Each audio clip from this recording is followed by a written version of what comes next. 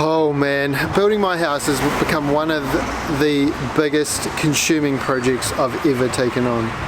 I'm Josh, a builder here in New Zealand, and today I'm going to talk about how I deal with the stress. This is not even my site, by the way, it's just a random building I found in town. If you haven't already, go ahead and click subscribe, and let's talk about dealing with the stresses of building.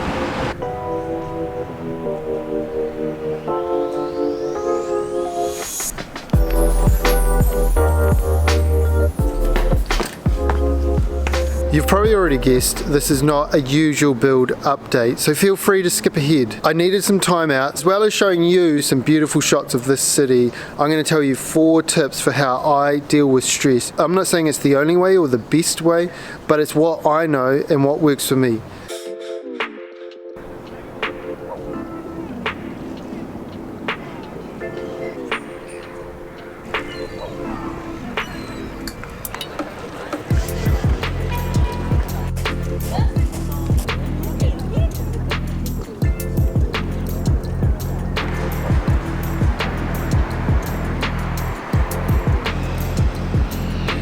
One more disclaimer, obviously we are blessed to be able to be building our house, but that doesn't change the fact that I'm stressed.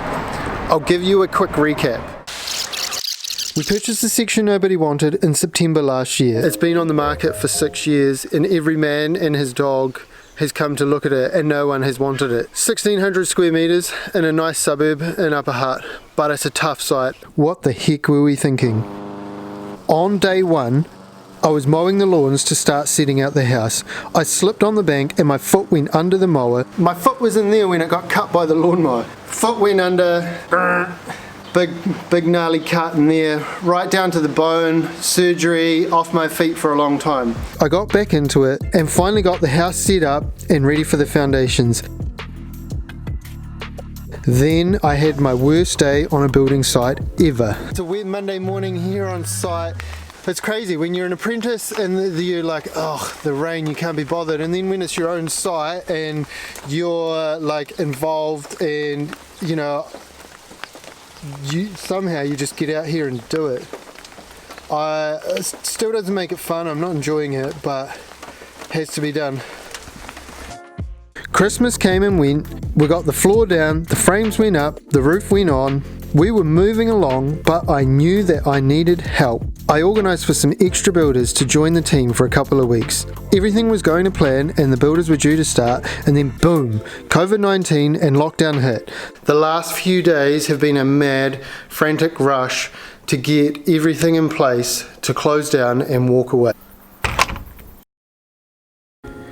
We got back up and running, but there was massive delays. The weatherboard was held up, the internal doors were held up, just lots and lots of juggling. So what did I do? I started working more. Yo, it's Thursday night, doing the night shift. Man, what am I thinking? And on top of all of that, I've been YouTubing the build start to finish. So it's fair to say I hit the wall.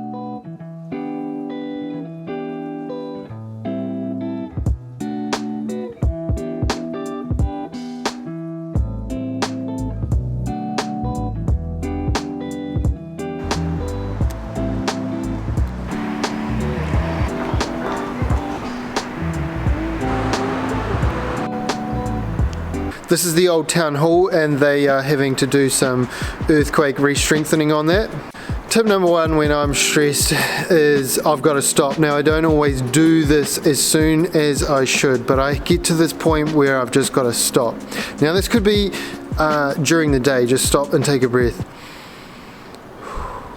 But on a bigger scale, it could be like what I'm doing this weekend. Stop, pull yourself out of whatever you're involved in, step away, do something different for the day or the weekend, or go for a run. Stop and get some space between you and whatever it is that's stressing you out.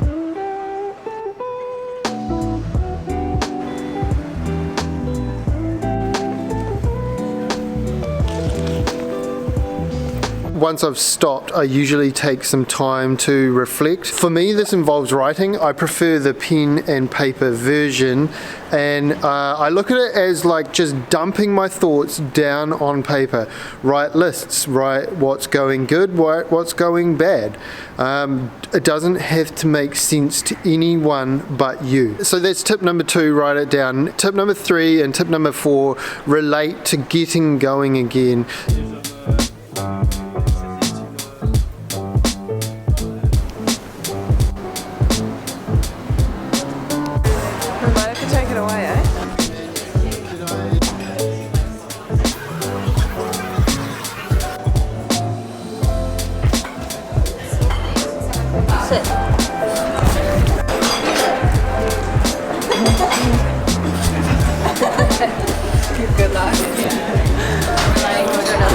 A lot of the stress I'm under is from the overwhelming amount of decisions to make and things to do.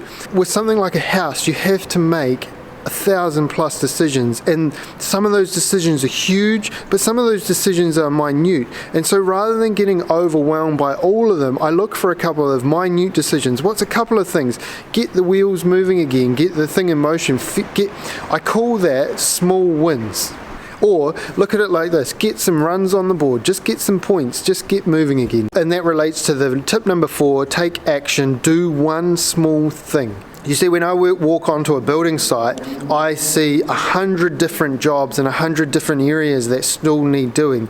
And that can be so overwhelming that you don't do any of them. Where do you start? With one small thing. It could be as simple as pick up the broom and start sweeping. Banging one piece of timber into the wall that you've been avoiding all week. Pick one small thing and do it. That one small thing will lead to another thing, which will lead to another thing. And before you know it,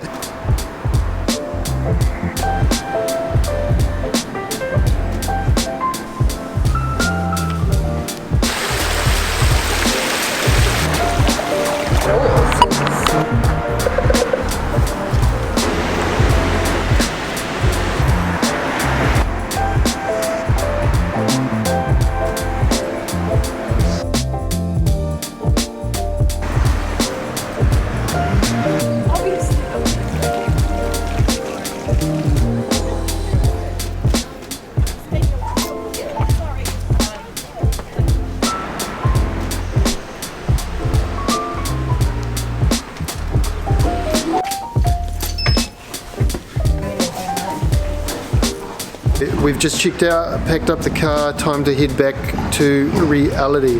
But I'm heading back refreshed and ready for another set of challenges.